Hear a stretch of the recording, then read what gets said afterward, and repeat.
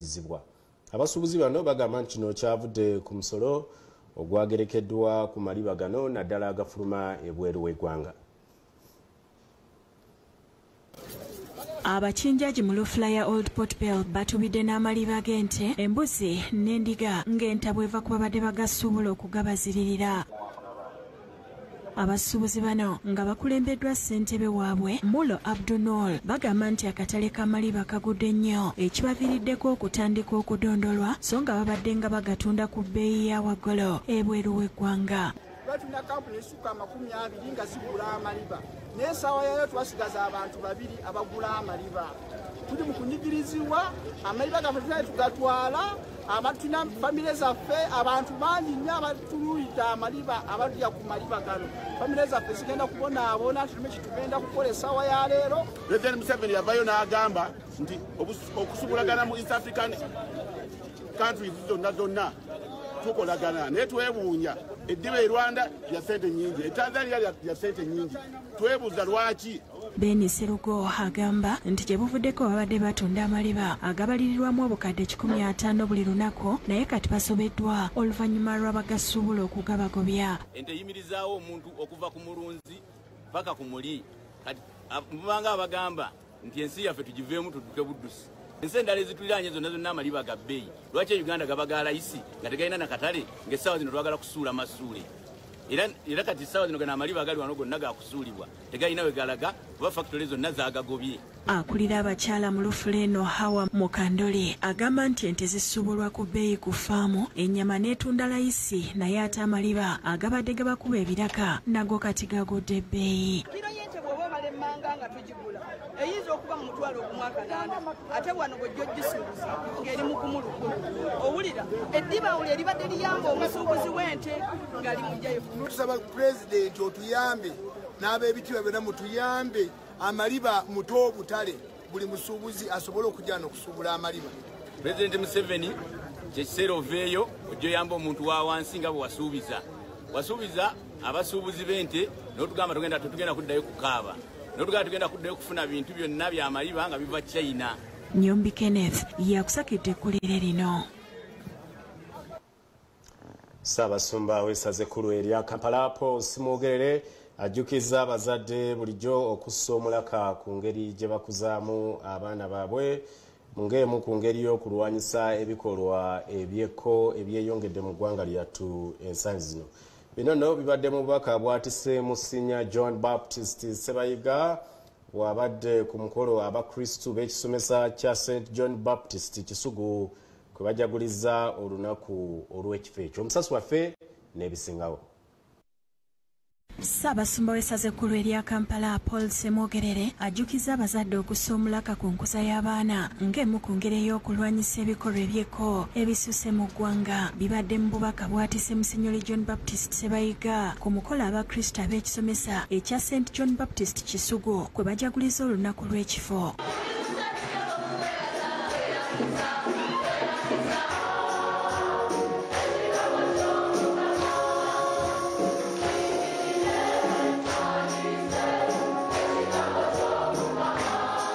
Musenyoli Sebayiga awadde abayizi amasakalamento okuli erya konfirimansiyo n'omugigi era n'ajjukiza abazadde okugunjula abaana mu mpisa esobola okulwanyisa ebikolwa ebyekko omuli obubbi, ettemu, enguzi n'obufumbo obw'ekikula ekimu. Abaana batafundiddwa bulungi ne bafuuka abantu abakulu ab'enkya. Ebikolwa byonna ebikolebwa bitandikiremu wansi. Olaba ku byambuzi luswa gawona okumba obululu olaba obubbi obutemu byonna ebibisibuka. Abaana abakuutidde okunywerera ku Eklezia baleme kuwugukana nzikiriza. Abapakisa byali bafuuka bayekera ne bafuuka bakyewagula ne bafuuka ki. Kakati n'olulimi olw'abajaasi oba olw'abapoliisi abo abagenda bwe bati balina erinnya lye babayita. Oluvannyuma lwa mmisa asinkanye bafaaza abaddukanya amasomero g'Eklezia mu parish y'Ensambya okwongera okutema empenda ku ngeri gye bayinza okunyikiza empisa mu baana era faaza Paul Javira n'asaba abazadde okubakwasizaako. Empisa zitandikira waka omuzadde alina okubeera ow'empisa ewaka n'omwana asobola zikopa bulungi. Naffe omusomesa n'omukulembeze w'eddiini ayongerezeeko naye ng'asinziira waka. Ndi musanyufu okubeera nga namaze omugigi era nsanyuse okubeera nsanyuse olw'abazadde bonna abazze abambeereddewo bonna. Ssenfuma Joseph Innocent yakusakidde eggulire lino. Olaba amawulire Agabuutikidde ku Urban ne Bukedde TV1 kanywemu ku lwendo lw'amazzi nkomewo nate mu kitundu ekyokubiri tovaawo.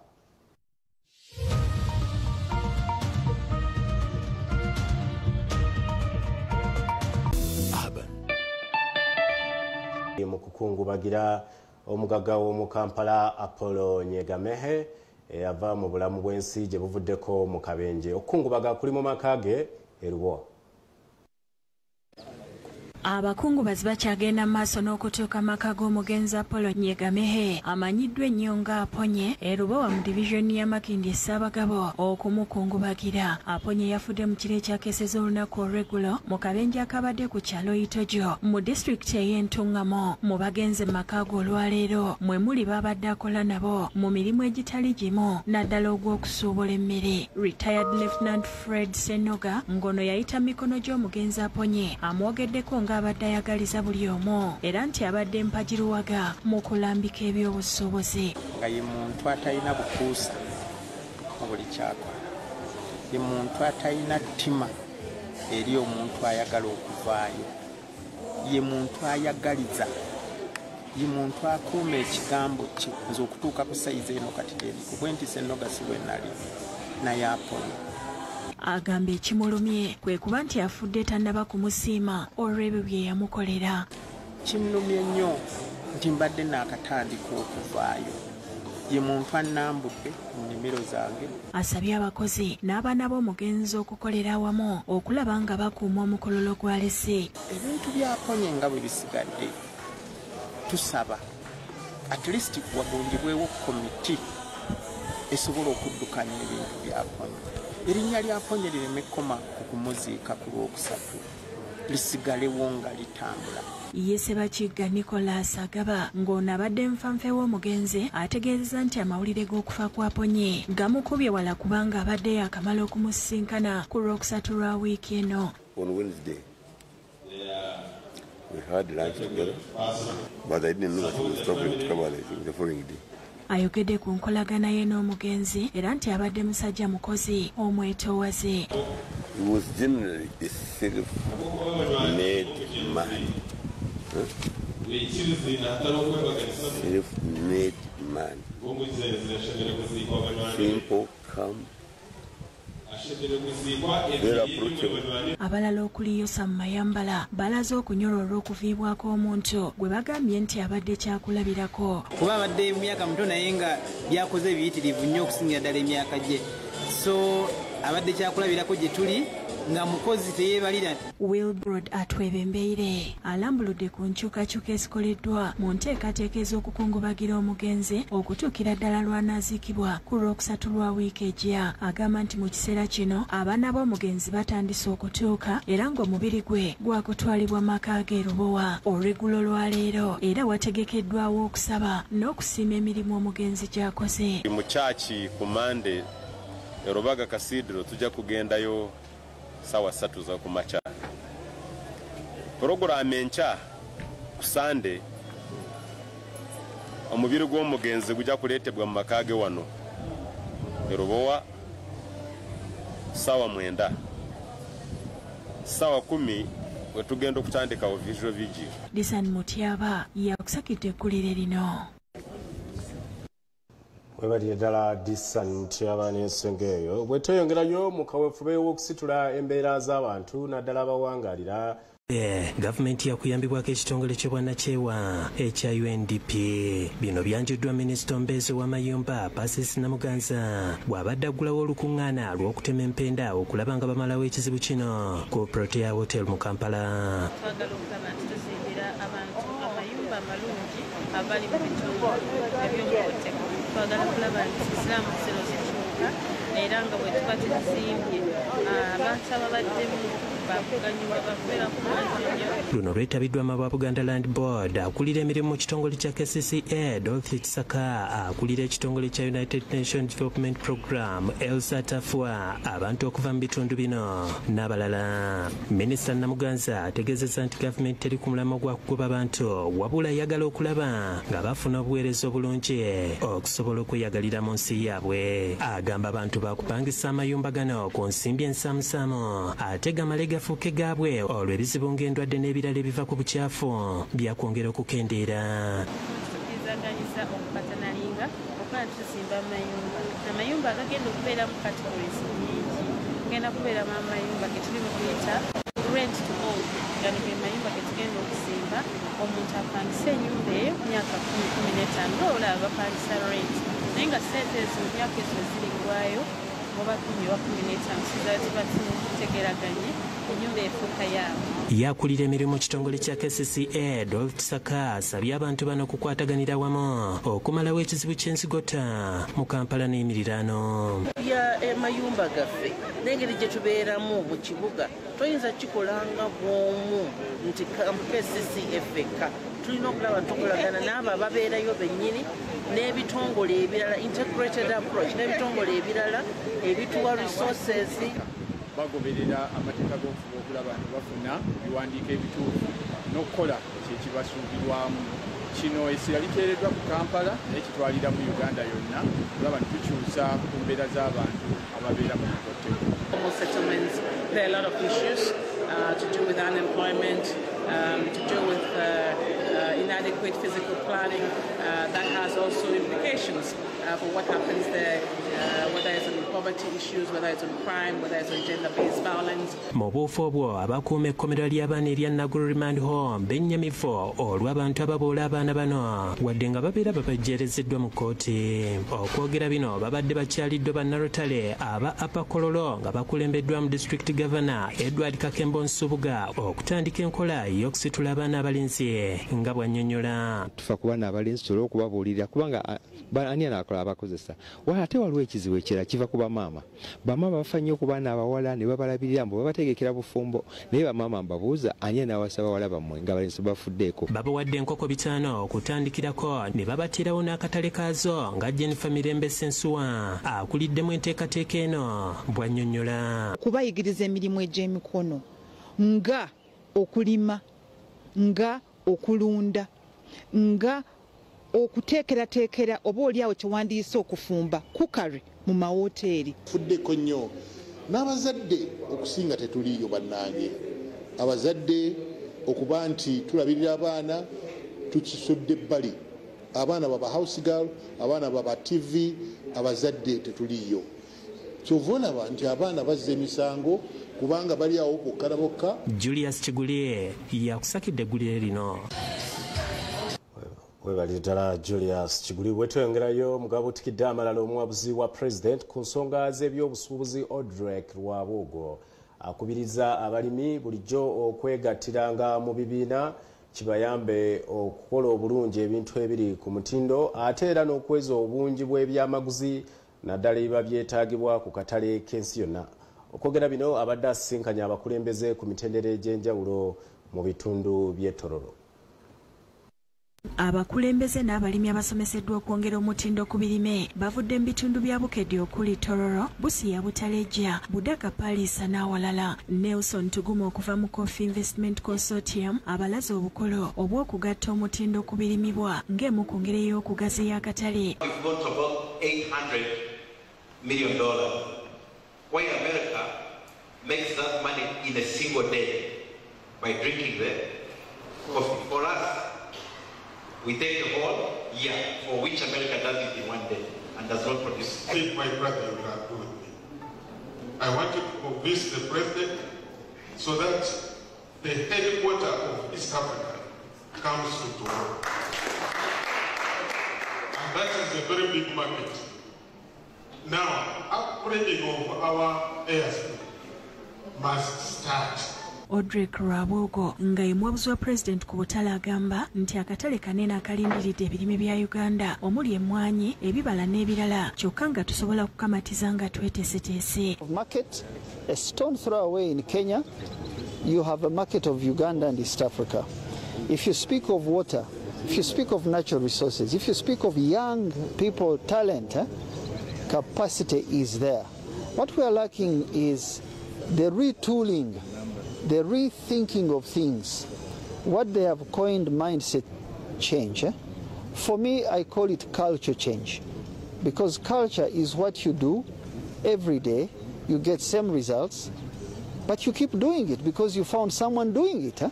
Bwavudde n'agenze Busoga nayo n'asinkana ababusoga Cooperative Union eyali yagwa olw'entalo n'asuubiza okugiyambako okudda engulu baddemu okulima emmwanyi nga Sylvia Achebet bw'annyonnyola. To see if they can also benefit from these efforts that we are working with all stakeholders in this coffee value chain to bring the coffee from the farmers up to the international level.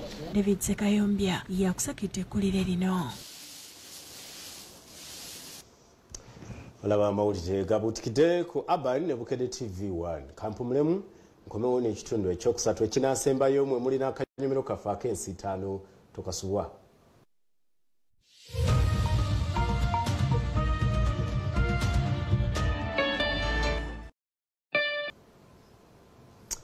Ab'ebyobulamu bategeeza nga gavumenti weeri mu nteekateeka ez'okuddamu okubaga etteeka erirwanyisa okukozesa ebiragalalagala. Bino nno bikakasiddwa Dr. Hasfa Lukwata mu kukuza olunaku lw'okwefumiitiriza ku biragalalagala olw'ensi yonna ng'omukolo ogubadde mu bitundu by'e Kamwokya. Ministry y'ebyobulamu mu ggwanga yeegasse ku nsi yonna okwefumiitiriza ku lunaku lw'ebiragalalagala. Twagala kwejjukanya ng'abantu nti tulekere awo okusosola n'abantu bano balaba obubi n'okubayita amanya kubanga bwe tukola bwe tutyo tuba tetugenda kuvaayo kubawa saavisi gye bateekwa kufuna. Omukolo gubadde Kamwokya mu kasale ka poliisi ng'amyuka kamisona avunanyizibwa ku balwadde b'emitwe mu Ministry y'ebyobulamu Hasfa Lukwata agambye nti gavumenti eri mu nteekateeka ey'okuddamu okubaga etteeka erirwanyisa ebiragalalagala mu ggwanga n'okwongera okukwasisaako ababudaabuda abafunye obukosefu ku mitwe. Bakiyimiriddemu ne bagamba bajja tuyambako. Honorable Macho Geoffrey yatugambye agenda kuliteekayo era tumusabira tusaba Mukama amuwa amaanyi n'obuvumu. Abaddukanya amaka mwe babudaabudira abakosefu nga bakulembeddwamu Grace Bikumbi okuva mu kibiina ki Prudential Initiatives for Rehabilitation of the Ghetto Youth basabye bannakyewo okubeegattako okutumbula embeera z'abantu bano. Ebiragalalagala bingi, abantu beekuba empiso, abasinga bali mu kukozesa zi heroin, banywa cocaine, abavubuka bali mu njaga, abaana abato mu masomero bayize enjaga kwegamba ensi yaffe kutta omuliro. Babasawo ku byalo nga bayita mu kibiina ekibagatta ki Uganda Village Health Teams balajjanidde gavumenti bw'ebeekola embalirira nabe balowoozeeko ebongere kasente keebawa. Egenda mu byobulamu kubanga ne ssente tetuzirina naye ate tuteeka budget nnene nnyo mu byobulamu ng'ate gye tuteeka budget tusobola okukendeeza budget eyo nga tugiteeka mu ba VHT. Tusaba mukulembeze w'eggwanga nga bw'amanyi nti ba VHT abamanyi gye bali ku ground. Bw'abeera olunaku lwa leero bw'anaabeera atulabye atulowoozeeko. Nga bakulembeddwamu ssentebe waabwe Indiwalana Timothy basinzidde mu lukuŋŋaana lwa bannamawulire e Lubaga ne bategeeza nti bakunga abantu okwettanira eddagala eriweweeza akawuka ka mukenenya kumpi buli lunaku.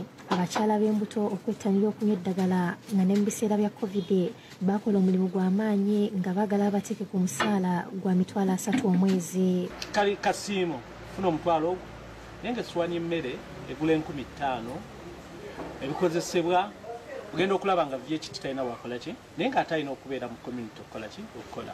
Ate ab'ekibiina kya Compassion International ekirabirira abaana abatalina mwasirizi bajaguza emyaka 43 mu buweereza. Akulira Compassion International mu Uganda Reni Mugisha ategeeza nti basazeewo okuggalawo ebifo okuli Rechunji, Kigasa ne Nakateete basobole okutwala obuweereza bwe bumu mu bitundu by'e Kalamoja. Kati wanga Mukama alina kyakoze mu bulamu bw'omwami ono ng'amata weegali, embuzi zitundibwa, emmwanyi zinogebwa. mutukkirize tugende wali mwanyi nabo tubayambe basimbireyo ku mikolo. Y'omu ku batandisi ba Compassion mu Uganda, Pastor Jacques Masco, n'akulira ekkanisa za Baptist mu Uganda, Pastor Segirinya Abel, basabye abayitidde mu mikono gya Compassion okubeera abakozi n'okwesiga Katonda. Njagala okubeebaza gye mukyerabiranga okutuwa essanyu nga ba starters bannange mweyongera okukola obulungi, mweyongera okutya Katonda, mweyongera buli kye mukola nga mutunuuliddeyo nga temutunuulidde bantu. Singa ogamba omuntu alina nti tulina abaana wano balina obwetaavu mubayambeko, oyinza obutafunayo n'omu. Bo abakulembeze mu disitulikiti y'e Luweero batongoza omulimu gw'okulima enguudo mu ssaza lya Bamunaanika. Bagutongoleza ku kiko ky'Emulaje nga gwetabyeko bwana bukulu w'ekigo ekyo Reverend Father Gerard Wamala n'abatuuze. Bakulembeddwamu Waswa Tamale, omukwanaganya w'emirimu gy'ekibiina kya NRM mu Greater Luweero. Enguudo ezigenda okukolebwa kuliko Ramulaje Nalweweta, Kiteme Malungu, Buwanuka ne Mulaje Kikaabya.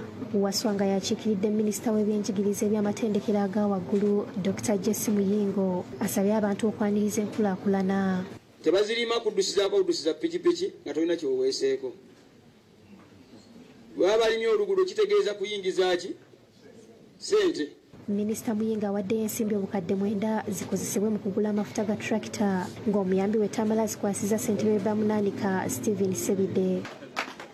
Ekyo bw'olaba katundu erinnya ly'oluguudo kitegeeza oba olina omukululo. Father Wamala naye asiimye minisita Muyingo olw'ettafaali ly'atadde mu byenjigiriza.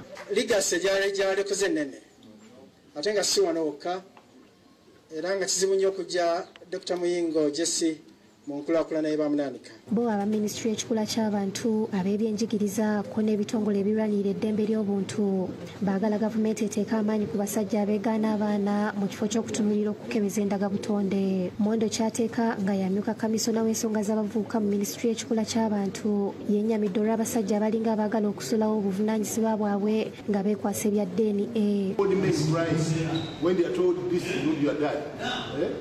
So it brings stigma.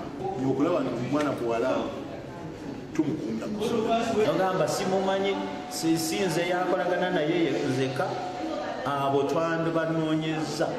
Oluvannyuma batadde emikono ku puroguramu eno egendereddwamu okuyamba abaana abawala mu by'emikono. Ebisika okujja abawala mu masomero kwagala ebintu eby'amangu n'okwagala ssente ez'amangu. Abantu 6 bafiiridde mu nnumba Russia zekoze ku ggwanga erya Ukraine, 19 ne basigala nga banyiga biwundu mu kiro mu nnumba ezikoleddwa mu kiro ekikeeseza olunaku olwaleero. Awo nno wennyini Ukraine weesinzidde okulaajanira ab'omukago ogwa NATO okubongera ku by'okulwanyisa okulaba nga benganga omulabe. Ensitaano y'abakirimaanyi ne Kalule Sulaiman.